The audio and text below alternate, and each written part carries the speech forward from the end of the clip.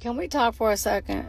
I think a lot of women are exhausted and don't even realize that they're exhausted because we've been on survival mode for so long.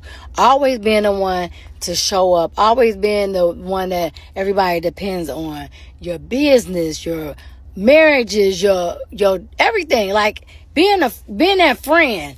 And I think that we mentally tired of carrying so much that we feel guilty for even resting. Like sometimes you lay down and you like, let me go on and get up. Go on and get up for what?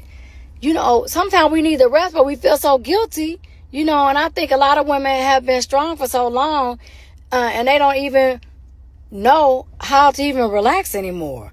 Maybe this is a season of life that isn't about doing more. Maybe it's about finally being able to breathe. And it's okay to breathe. Anyway, welcome to the reinvention era.